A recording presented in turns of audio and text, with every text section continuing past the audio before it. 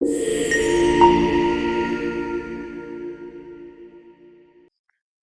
स्थान में उस स्थान में रहो, ज्यादा इधर उधर भागने की आवश्यकता नहीं है। उस स्थान में रहकर क्या करो, सत्पुरुषों से, शुद्ध भक्तों से कृष्ण कथा का स्मरण श्रवण करो ध्यान से।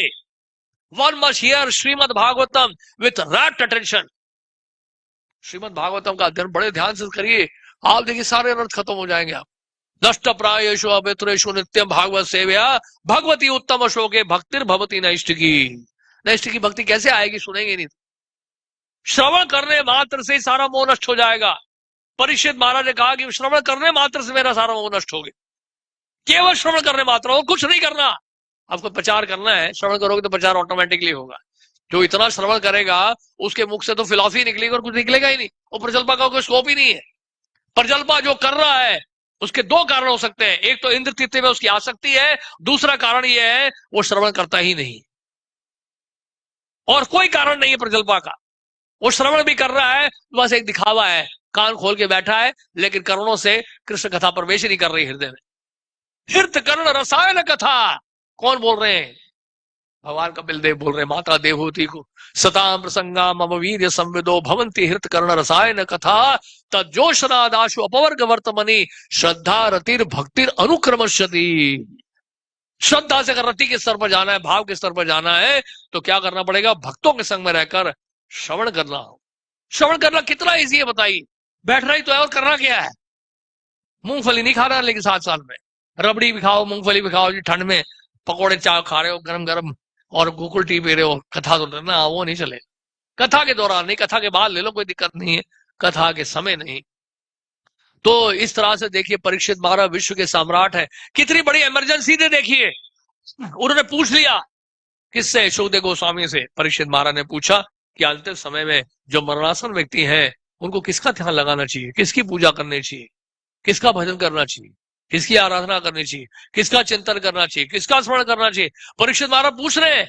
ये कितना महत्वपूर्ण प्रश्न है देखिए। परीक्षित महाराज की तरह वो गंभीरता क्यों नहीं आ रही हमें? क्योंकि हम सोच रहे हैं बहुत लंबा जी। हम सब सोच रहे हैं यहाँ पर कि हमारे जीवन में बहुत समय है, अभी थोड़ा मरने वाला, वो तो वो मर गया, हम थोड़ा मरेंगे। कोरोना तो आ गया चला गया, हमारे साथ कुछ हुआ, हम तो अभी भी यही हैं, तो हमारे साथ कहाँ होगा? इसके कारण जो है वो गंभीरता आती नहीं भक्ति में। गंभीरता कब आएगी? जब आपको ये रियलाइज होने लगेगा कि कभी भी मैं शरीर छोड़ सकता हूँ। Let me become serious about spiritual life, let me become serious about Krishna consciousness. स्वयं मनु को ये रियलाइजेशन था, उनको ये अनुभव था, उनको ये साक्षात्कार था कि कभी भी ये प्राण त्यागना पड़ सकता है। Life is very very short. इसे स्वयं मनु लग गए। तो हमें तो कितना गंभीर होना चाहिए। स्वयं को मनु तो देखो, मनवंतर एक एक मनु जो है 71 चतुर्युग तक रहते हैं। 71 साइकिल्स ऑफ 4 युगास तक एक मनु की लाइफ है।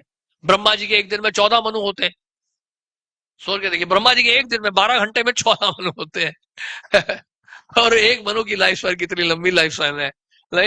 और स्वयं मनु उसमें भी ये नहीं सोच रहे हैं, अरे मेरा लाइफ स्पान तो बड़ा लंबा है यार, क्या सुनना भी कृष्ण कथा, अभी तो थोड़ा इतना बड़ा साम्राज्य आनंद ले लो, पहले सुख भोग लो ना।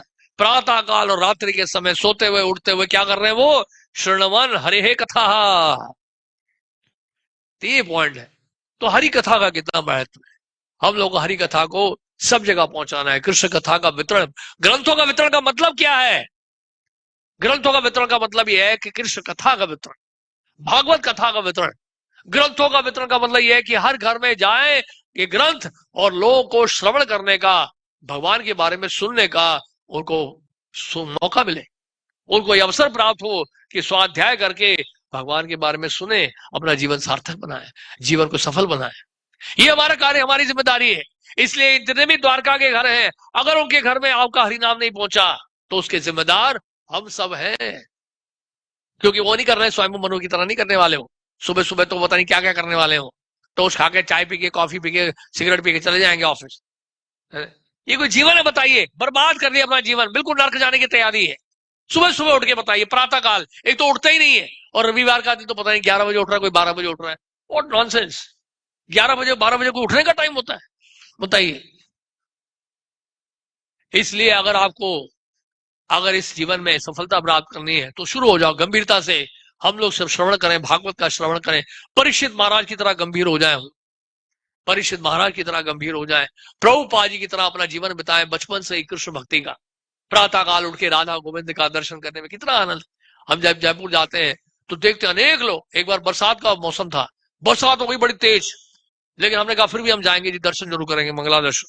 जो चले गए, बड़ी तेज बरसात हो रही थी वहां, और आप मानोगे नहीं फिर भी मंदिर पूरा फुल, पूरा मंदिर फुल था, पैक था।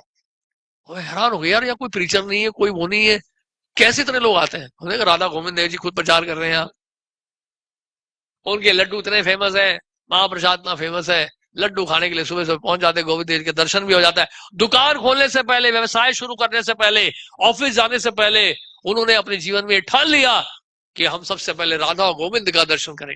सवाई जय सिंह बता रहे ना, राजा के महल में सवाई जय सिंह ने वो महल बनवाया था और उन्होंने राधा गोविंद देव जी को अपने महल में स्थापित कर लिया था। सवाई जय सिंह अपने छत, वो देखा बालकनी है वहां पे महल में, वहां अगर खड़े होकर दर्शन करते थे गोविंद देव जी का रोज। ऐसे थे हमारे राजा महाराज लोग, राज ऋषि हुआ करते थे। और आज सुबह सुबह उठकर फोन पे लगे हुए, बच्चे भी लगे हुए हैं, बच्चों को सबको बिगाड़ रहे हैं हम लोग, क्या फायदा।